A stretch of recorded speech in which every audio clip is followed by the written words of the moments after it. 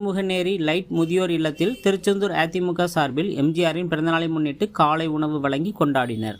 கழக பொதுச் செயலாளரும் மாண்புமிகு முன்னாள் முதல்வரும் புரட்சி தமிழர் எடப்பாடியார் அவர்களின் ஆணைக்கிணங்க தெற்கு மாவட்ட கழக செயலாளர் SP சண்முகநாதன் அவர்களின் வழிகாட்டுதலின்படி எம்ஜிஆரின் 108வது பிறந்தநாளை முன்னிட்டு திருச்செந்தூர் அருகே உள்ள ஆறுமுகநேரியில் லைட் முதியோர் இல்லத்தில் அம்மா பேரவை துணைச் செயலாளர் RMKS சுந்தர் ஏற்பாட்டில் ஆதரவற்ற முதியோர்களுக்கு அம்மா பேரவை செயலாளர் விஜயகுமார், திருச்செந்தூர் ஒன்றிய அதிமுக செயலாளர் பூந்தோட்டம் மனோகரன் ஆகியோர் தலைமையில் காலை உணவு வழங்கினர்.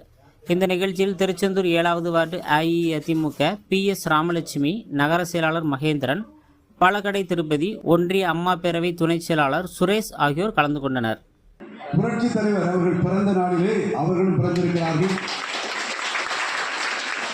அவர்களுடைய 10வது ஆண்டு நிறைவு பெற்று 11வது ஆண்டு இன்னைக்கு துவங்குகிறார்கள். மகிழ்ச்சியான நல்ல நாளில் இந்த சிறப்பான விருந்து உங்களுக்கு ஒழுங்கு செய்து இன்னைக்கு வழங்க வந்திருக்கிறார்கள். வழங்குகிற அவர்களுக்காக நீங்கள் இறைவனை நோக்கி பிரார்த்தியுங்கள்.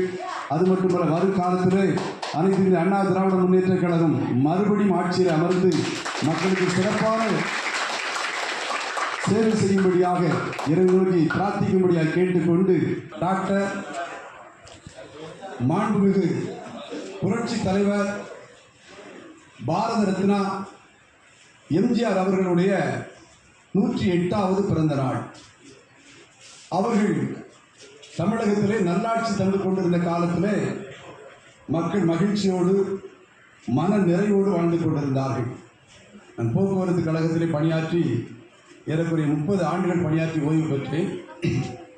அந்த புரட்சி தலைவருடைய காலம்தான் பொற்காலம் போக்குவரத்து கழகத்தில்.